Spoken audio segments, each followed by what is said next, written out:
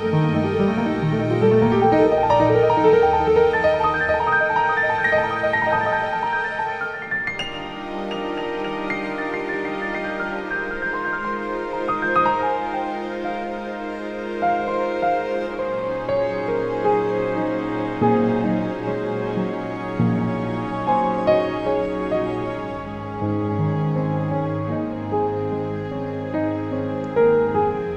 up, everyone?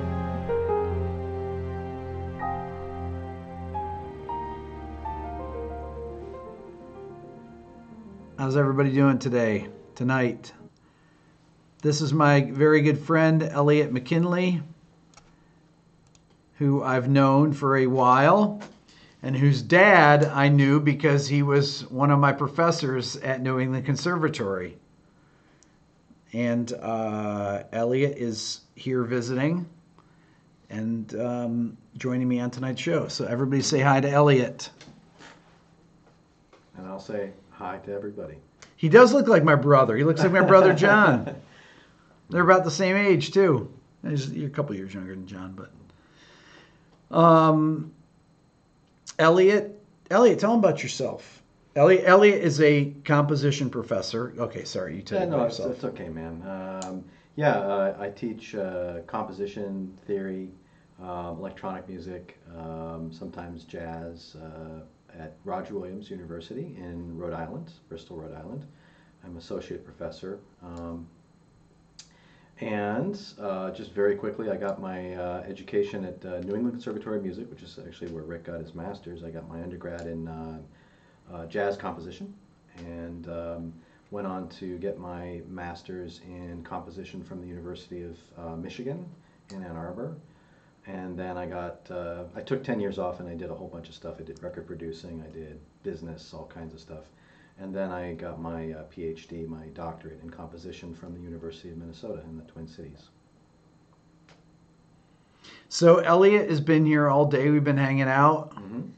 And we have been talking about music, all different sorts of music, talking about the music business, talking about his dad. We just listened to one of his dad's pieces that's amazing that I'm going to play for you here in just a little bit. Eliot, what is your primary instrument? You see that, right? Right there. Trumpet. I used to be a trumpet player, and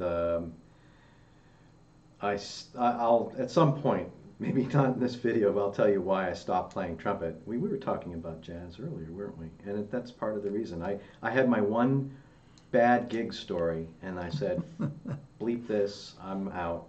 So, yeah. And besides, I wasn't going to be Freddie Hubbard or Miles Davis. I wasn't that good. I wasn't, Not many people are. No. But Eliot's dad, William Thomas McKinley, we called him Tom, was a just incredible human being, an amazing American composer. He passed away 3 years ago? 3 years ago, 2015. 2015, yeah. And I was lucky enough to have known him and been a student of his, and at the same time that in the mid-'80s when I was at NEC from 84 to 87. Those were incredibly great years to have been living in Boston too. Yeah, we were talking about this earlier. Yeah. We were even talking about Iden earlier. Yeah. And how my dad and Iden used to do duets and everything, and I mean, what a great time to be at NEC too. That was absolutely an amazing time. I miss it. I'm gonna be. It's 31 years since I graduated with my master's degree. It's really hard to fathom that. Yeah, the math. That's right? A long time ago. I graduated with my master's degree 31 years ago. It's really hard to believe, honestly. Honestly, it's like living a couple lifetimes or something. There was a lot of great. You're right, Joseph. A lot of great musicians running around Boston then. Yeah. It was It was a really special time.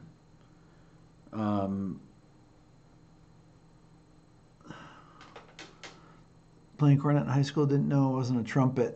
So I played trumpet for my ear. So, try it anyhow. Right. I like that, Steve. That's funny. Time keeps on slipping into the future. The quote I was thinking about that I was thinking about, Eliot, was from the two of us, the Beatles. You and I have memories longer than the road that stretches out ahead. And he was talking about him and Lennon as they're singing their duet, that they knew the band wasn't going to be around for very much longer. That road that stretched out ahead wasn't a very long road. So, and if any of you get a chance to see the James Corden video with Paul McCartney that he did, Carpool Karaoke the other night, it's really amazing. They're driving around Liverpool. Just check it out. It's so good. I was talking with my sister about it earlier today. You guys some of you saw that? It was really, really outstanding. My sister, it's so funny, my sister's like the biggest Beatles fan, my oldest sister, Pat, biggest Beatles fan in the world. And she was saying, I don't know why he didn't dye his hair. I don't know why he's letting it, he just looked like he didn't even, and I was like, who cares about if he dyed his hair or not? Like, what? She said, yeah, I don't know why he let the gray grow on the sides. It's like, Patty, he's a 76-year-old guy. He doesn't care. Right. At 76, you just, whatever, Come on. But he was so gracious, actually, to the people that he ran into on the street. It was really, it was very cool. Of course, he's been famous for 60 years, too. So imagine walking into a bar, exactly, Ron, and he's playing. And he shouldn't care, right? Mm-hmm. He shouldn't care. He, when people were showing up, he was in his house he grew up in, they were showing up outside, and he's looking out there, and he's probably thinking, boy, I totally remember this. Dyed it for his concerts, though. There you go. My hair keeps getting longer, and I don't care. Yeah. When exactly, Lee signed the Penny Lane sign. I know, it was great. It was great. What's up, Jason? So we were talking earlier, Eliot and I were talking about modern composers and having jazz vocabulary. That there's not a lot of modern composers, or the best ones, we should say. Let's put it this way: the best modern composers, whether they're writing just contemporary concert music or they're film composers, are familiar with jazz vocabulary. And I thought about it, that all my favorite film composers use jazz vocabulary. People like John Williams or Thomas Newman or James Newton Howard. All the biggest ones pretty much have that harmonic knowledge of jazz, where they use the types of chord progressions and they have the facility with the types of scales that get used into jazz. I don't just mean the octatonic scale, which we call the diminished scale. Right. Which is, by the way, too heavily overused. I'm just going to throw that out there. Yes. If you're any composer out there using the octatonic scale, a little bit goes a long way. Phil, you tried the code for 24K. It worked, for 400K. Try the code again. I put it back on because it mistakenly went off at midnight last night. I didn't mean it to, so I've kept it on today, so you can try it today. If anybody wants to take advantage of the 20% off, I apologize. I had a bunch of emails today when I woke up. Actually in the afternoon. I didn't realize it had been off since midnight last night. I didn't mean it to go off then. But I'll leave it on until midnight tonight. Anybody that wants anything off in my store, 20% off for the next 3 hours. The code is 400K, 400K. Just throwing that out there. Yes, I love the Back to the Pasture. I love she loves you. Yes, she does. Too many Americanisms, McCartney's dad said. That was great. And we were talking about this. We were talking about the harmonic vocabulary of the Beatles and people that grew up back then, that grew up listening to jazz, and they heard all those chord progressions. And and music was far more sophisticated. Popular music was far more sophisticated back in the 60s than it was. In each decade, it got less and less sophisticated. By the time it got into the 2000s, it basically devolved into 4 chords. 1, 4, 5, and 6, or whatever order you want to put those 4 chords in. 4, 1, 5, 6, Just 4. swap them around. Swap them around, move them around. In the verse, you can leave out the 6th chord. Maybe only put it in the chorus, something like that. So I want to play a piece of Eliot's dad, and I put the link in the description for it. And you should subscribe to Eliot's YouTube channel. He's got his music on there, and he's got his dad's music on there. And this is an incredibly wonderful piece that is absolutely beautiful. And you guys are going to listen to it right now, and you can comment during it, but I don't want to I don't want to see a bunch of annoying comments. Okay, I'm going to play it now. I'm going to mute the mic, and I want to play this. I want you to listen to this because this is absolutely beautiful. What's up, David? You're going to like this, David. I know you are. This is, well, you'll, actually, I'm not going to do a screen share, but you'll just listen. Just listen. We're going to check this out here. Let me see here.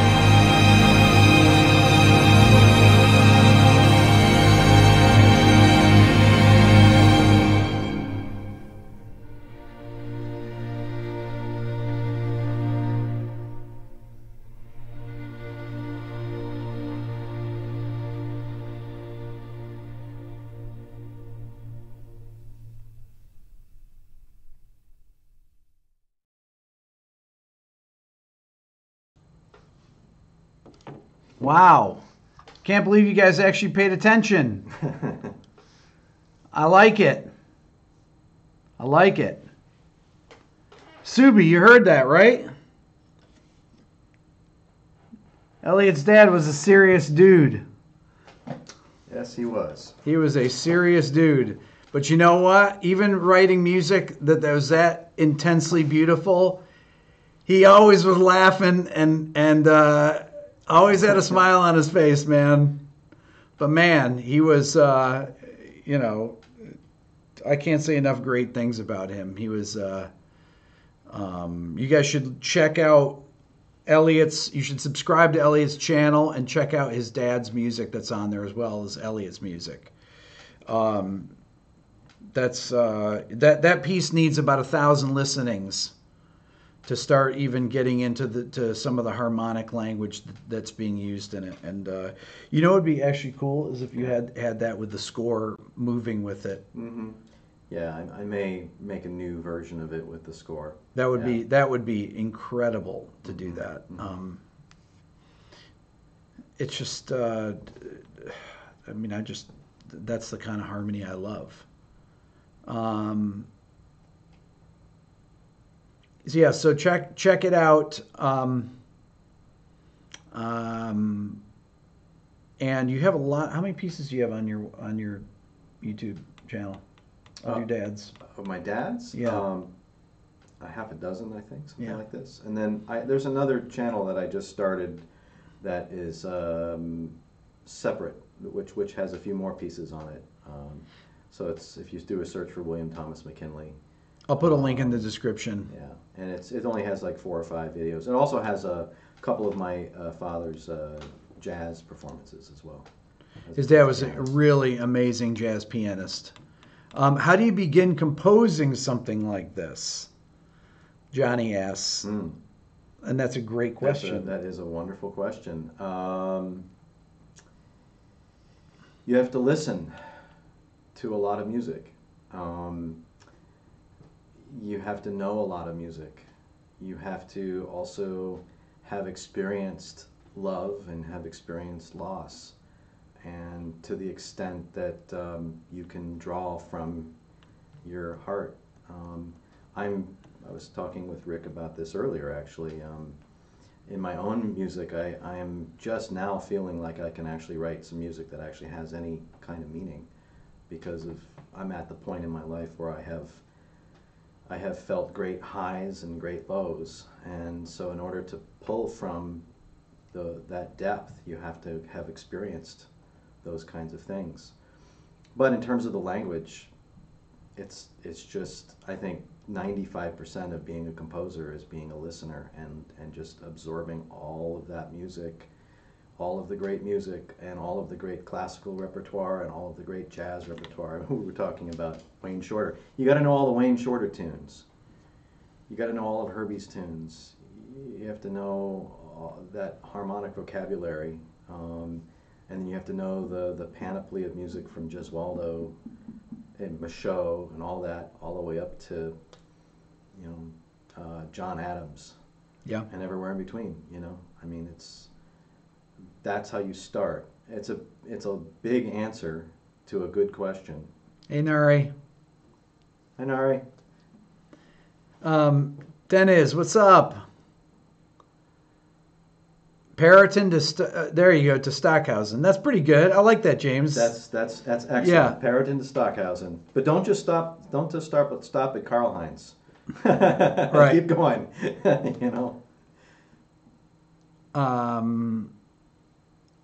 Who were your dad's influences? Well, yeah. My pop started playing piano at the age of 6. And by the age of 11 was playing in clubs. He had a union card, and so his influences were all of the big band era. That's what he grew up listening to, and the bebop era guys, and then playing. I mean, by the 1950s, he was already playing. I mean, guys like Dexter Gordon and Wes Montgomery. He played with those guys when he was a teenager, right? And then. But he was also then listening to all of the classical repertoire and playing the classical repertoire as a pianist. Debussy, Bartok, Mozart, Beato, and all of that. So it's hard to say that there's any one influence, except pretty much everything influenced him as he grew musically.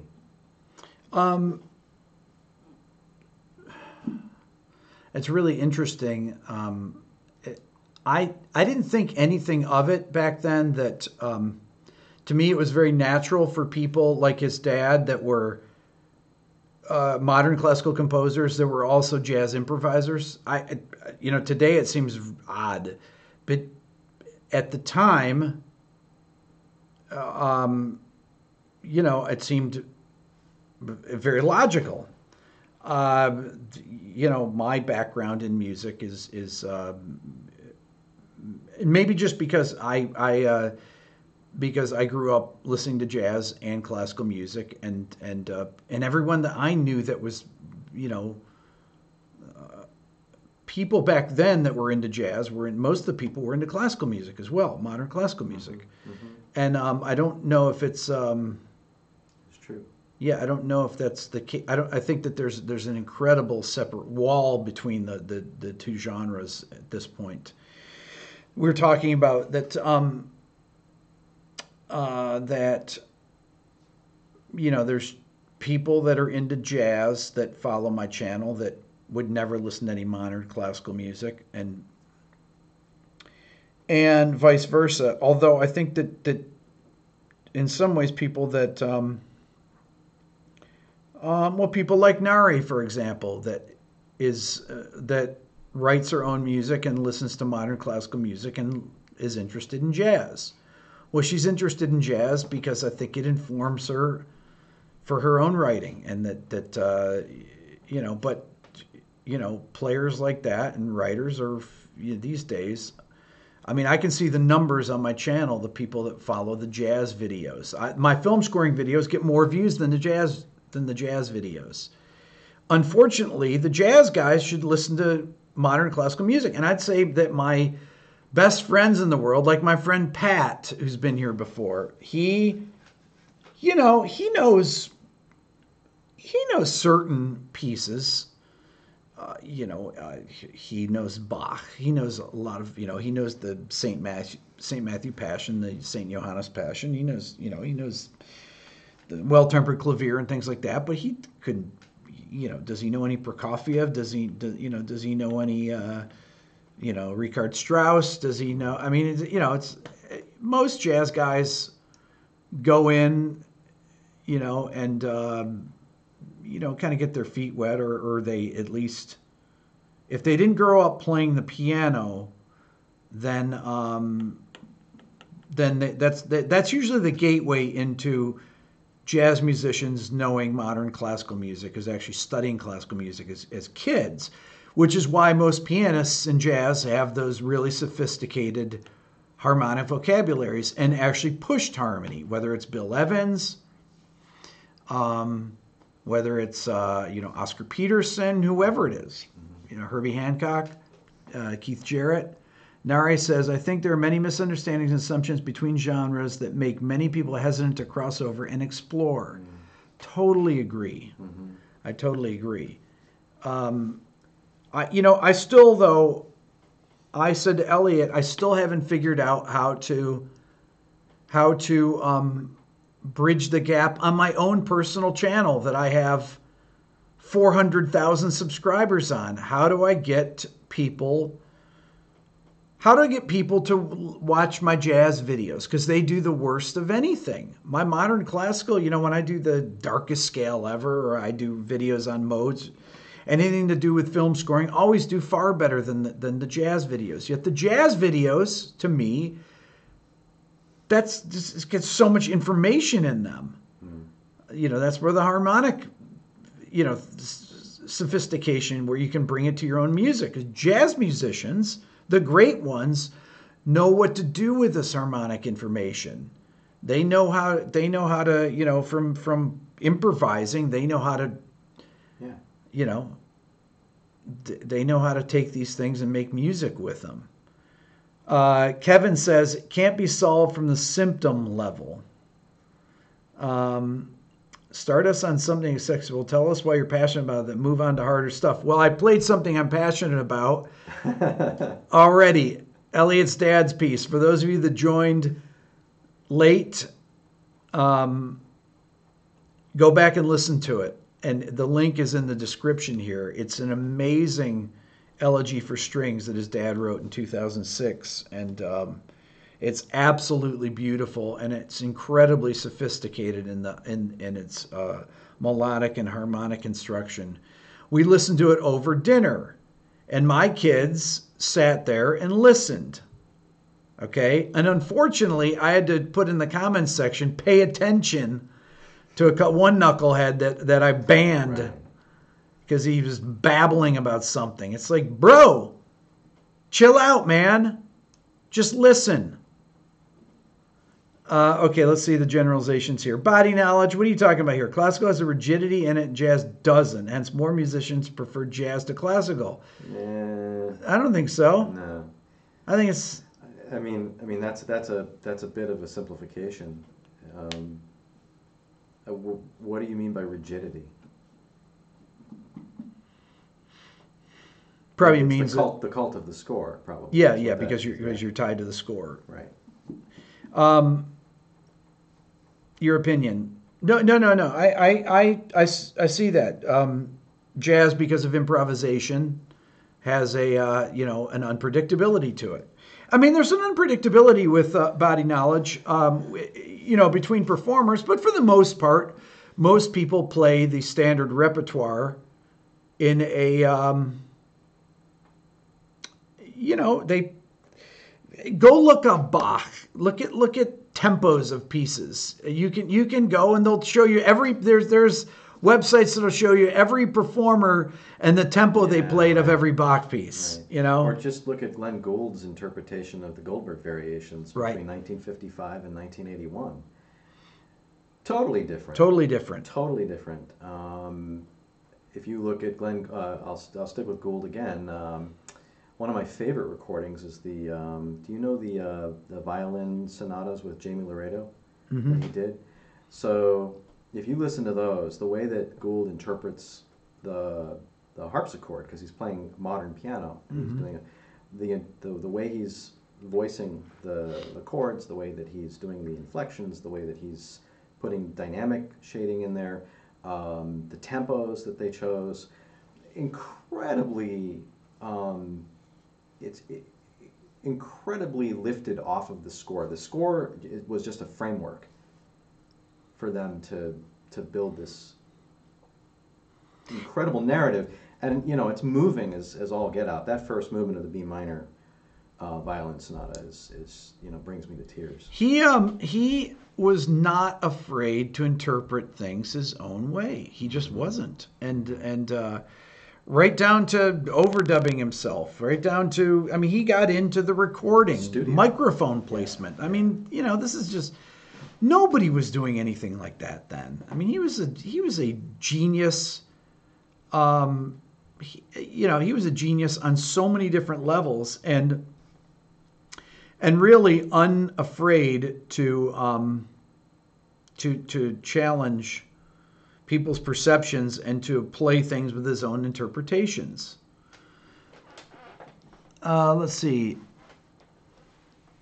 In the current culture, if it's complex, it's too much work. Once again, you have to teach people how to listen, and people want to comment. People type in the comments here when they're supposed to be listening.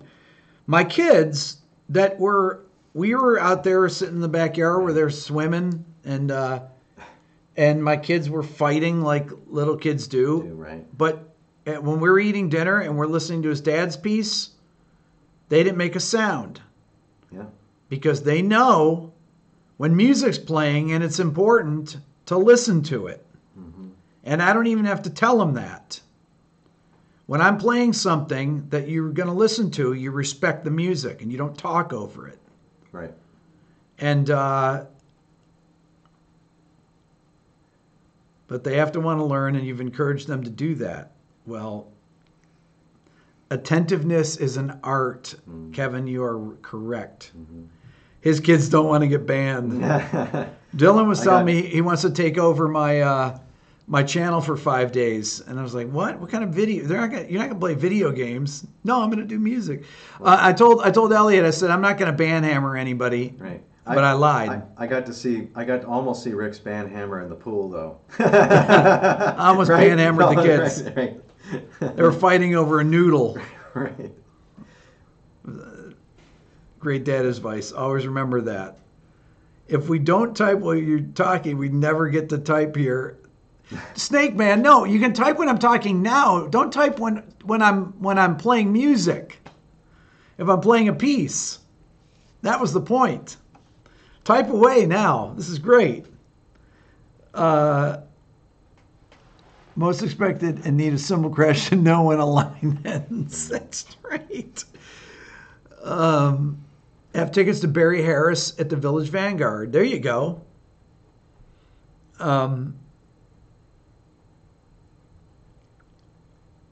Will admit, once I got to free jazz, it lost you. Well, you weren't listening to Ornette then. Yeah. Because Ornette never got lost because Charlie Hayden was playing all the right bass notes under him. Ornette always knew where he was. That's right. He always knew where he was. Yeah. I love those records. Those Oh, yeah. Shape of Jazz to Come and what is it? Tomorrow is the Answer and oh my God, all those Ornette records are unbelievable.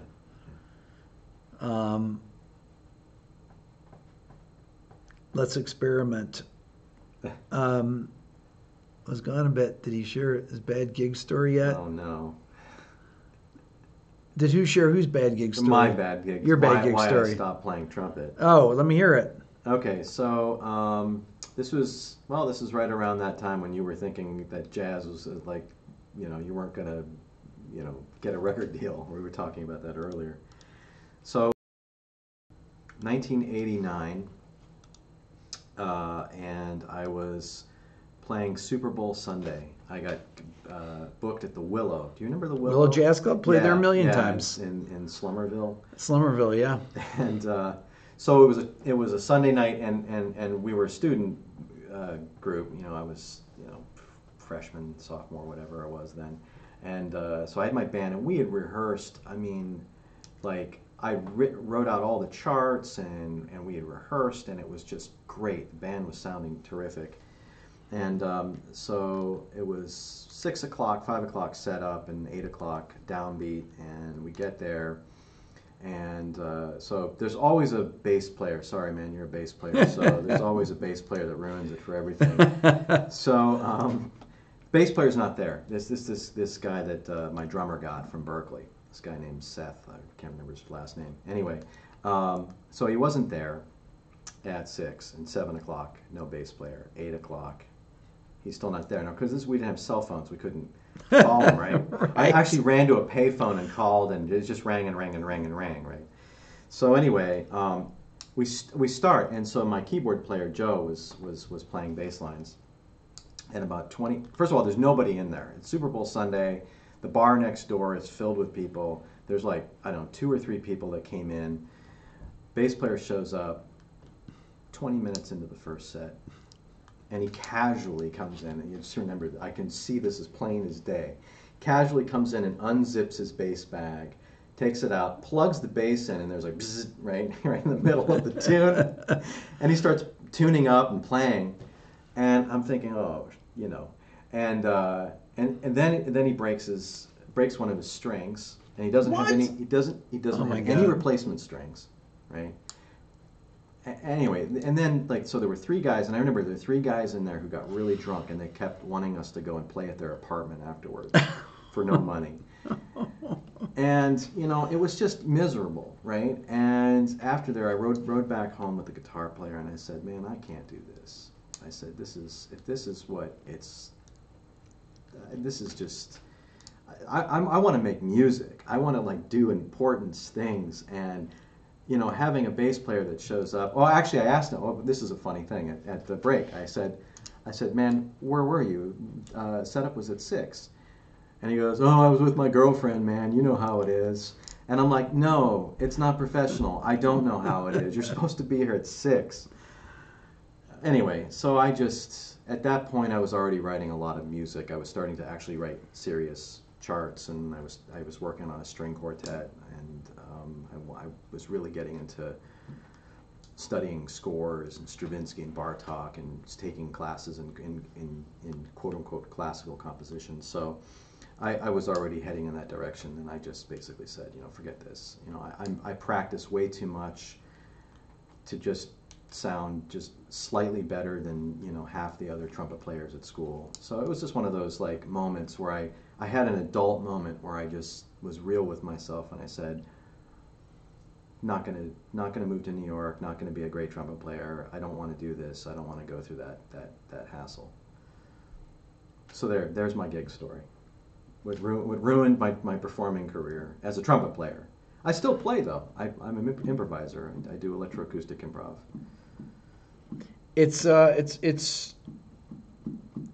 I have hundreds of those gig stories, but I haven't done a gig since 2002, something like that, 2002, 2003, and actually that's not true. I did a benefit gig for a school. I did once a year benefit gigs for my kids' school, a cover gig, and then I did a benefit for a friend of mine's kids' school 2 years ago. And we get to this thing. We were playing 4 cover songs. So I walk in, and my buddy Jason, we were laughing so hard. So we were playing a Journey tune, a Van Halen tune, something else. So I brought my guitar with a little amp, and I bought this Casio keyboard, right? And we walk in. I didn't have a case for it. It's just this little cheap keyboard. And I walk in, and the sound guy goes, "What'd you bring that stuff for? You're playing on the gear that's here." I said, "What kind of gear you got?" They had some crappy Fender amp. I mean, like I had a terrible amp. I had some solid state practice amp that I brought with me, and they did have a Nord up there. And I said, "I'm not playing through that stuff just to be a pain." And my buddy Jason's going, who got the gig. He's singing. He's going, "Oh no, oh man." And I'm arguing with the sound guy. And afterwards, and the sound guy got so mad that he kind of freaked out.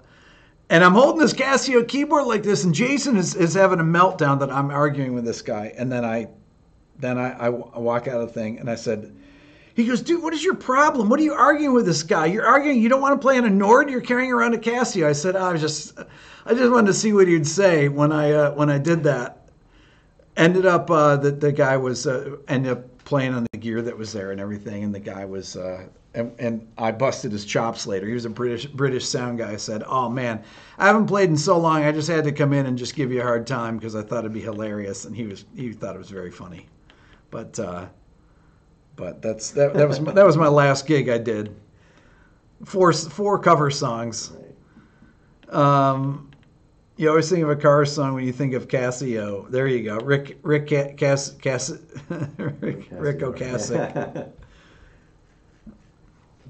Can we hear Eliot improv?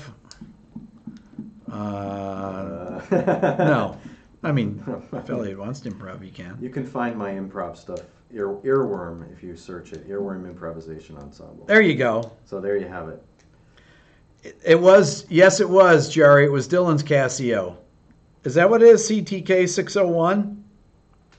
That's the one with the speakers. I carried that down there. It had chocolate milk all over it.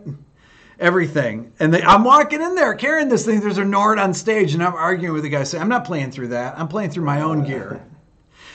And my buddy Jason is like, "What?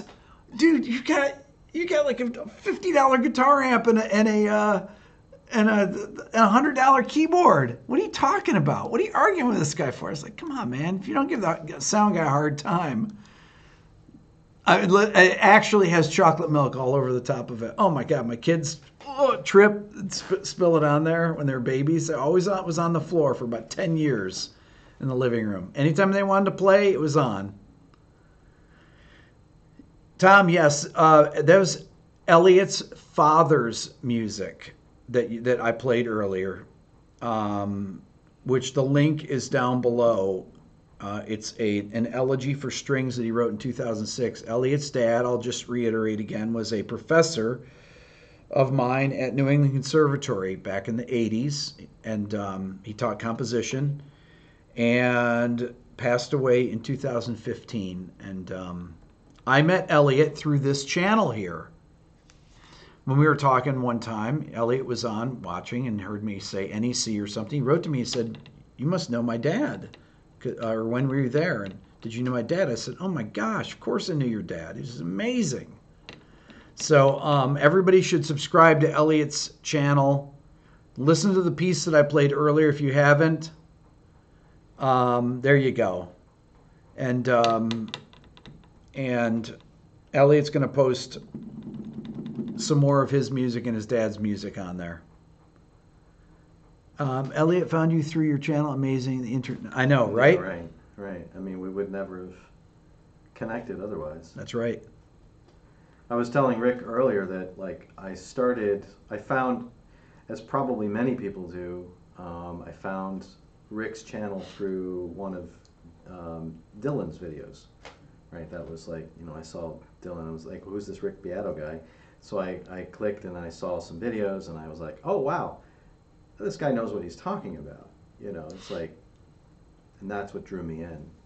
I became one of his subscribers, and then boom. Snake Man, what are you talking about? I've had roadies on here. What do you mean I never featured roadies? I had the road crew from the National was on here. All the road guys that have been on. Rob, yes. Roger Ryan was one of my father's dear friends from Pittsburgh. And in fact, that elegy was written right after Roger passed away. And that was inspired, the elegy actually was my dad losing Roger, his friend since they were 15 years old. Wow. Yeah. Who just asked that? How'd they know that? Rob Gourlay. How did you know that, Rob? I don't know. That's a good question, Rob. How did you know Roger was did you know Roger? I mean, that's really interesting, specific, right? Yeah.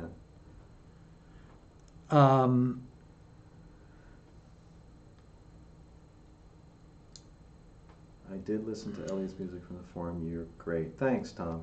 Thank you. Story time. He loves stories. I know. We got our story. We got a lot of stories. You get to be our age, you get a lot of stories. Snake Man, you've been sober for 34 years, so you remember everything. At least everything in the last 34 years, right? All right. Well, listen. We're all good. Thank Eliot for being here. Subscribe to his channel.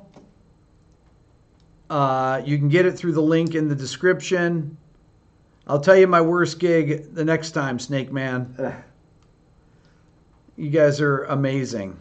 I really appreciate it every night. You know that. All right.